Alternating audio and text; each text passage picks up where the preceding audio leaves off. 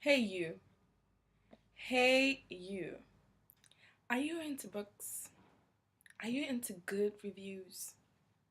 Then you, my friend, are in the right place. Welcome to my channel.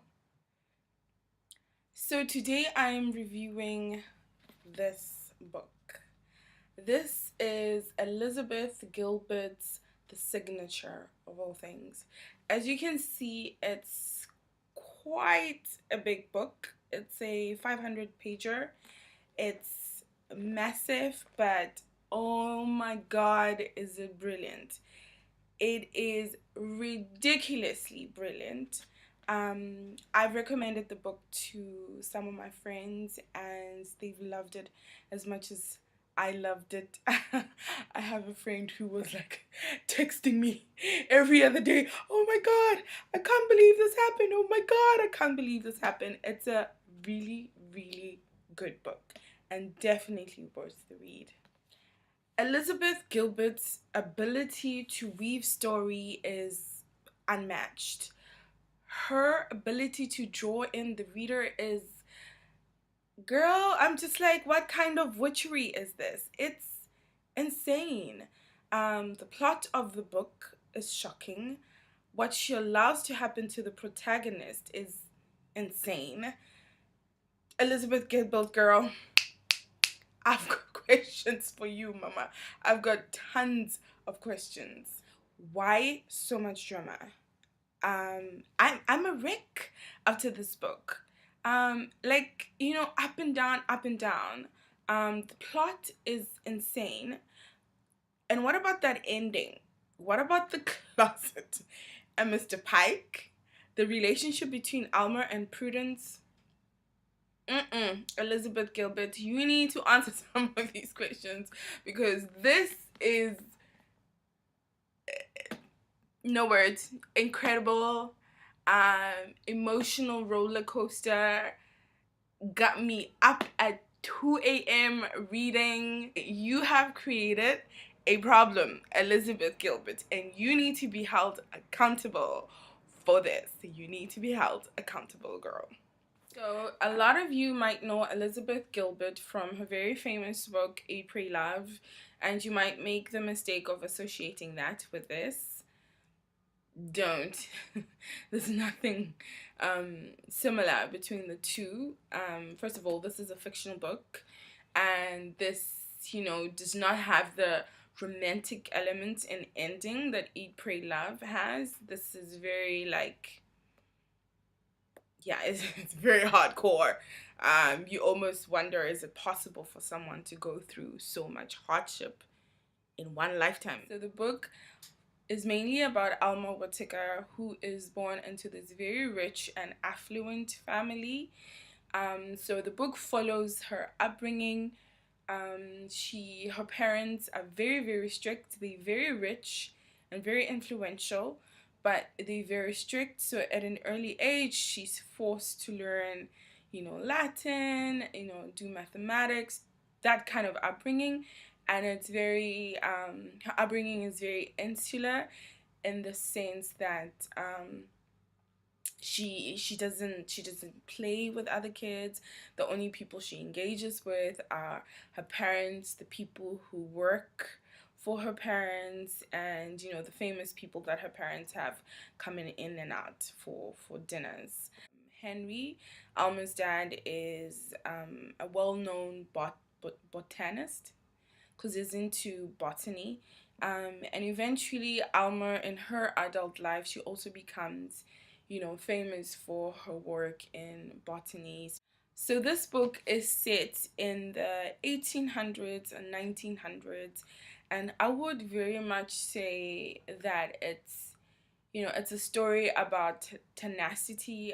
So read this book if you are into a well told story that is slightly complex, that is multi-dimensional, that has, weird characters, that is, multi-continental, that basically just questions the norms and questions what it means to live a fulfilled life?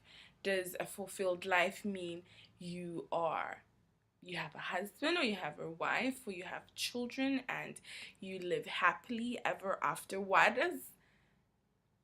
How does having lived a fulfilled life look like? So it's definitely questioning the norms, and I think Elizabeth Gilbert does this in a non-overwhelming way. I feel like with Alma Whittaker, although I feel a sense that I feel that she's really lived a very difficult life, but I feel like that life has been fulfilling. It hasn't been typical, but it has been fulfilling nonetheless. So read it if you like one of those epic books that has tons of characters. The plot is up and down, but consistently good. Even if you like scientific, books, and you like that scientific history, that kind of vibe. Read it if you are into cheering on someone who's going through such a tough time, if you are into, the resilience of the human spirit and how it overcomes, tough times. I would say the only the I would say the one thing I found really difficult about this book is the botany speak. It does get dense in places, but I think Elizabeth does a really good job of not overwhelming the reader with that aspect of the book. But if you can't sit through that, then I would say maybe don't read it. But I feel like everything else in the book makes up for like the scientific and botany, plants, blah blah blah speak. You know what I mean?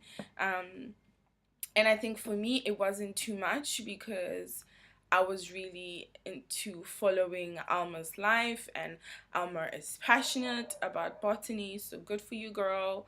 Um, yeah, but if you not into that kind of thing, maybe you won't enjoy the book too much. But otherwise, it's a great book. Elizabeth Gilbert has not written fictional work. Before this, she hadn't written fictional work in over 12 years.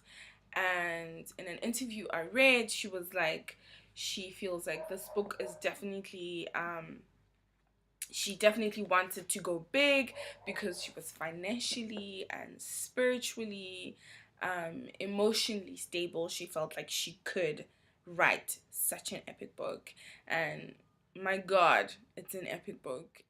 Okay, so that was my review of Elizabeth Gilbert's The Signature of All Things.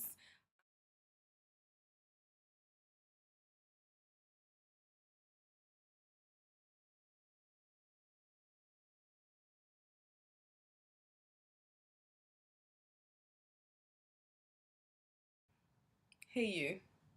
Mm, mm, mm, mm.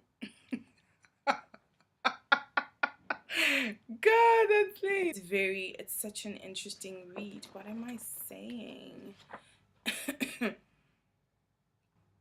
A lot to do with botany. Yes, a lot to do with. Okay, God, I better get it right.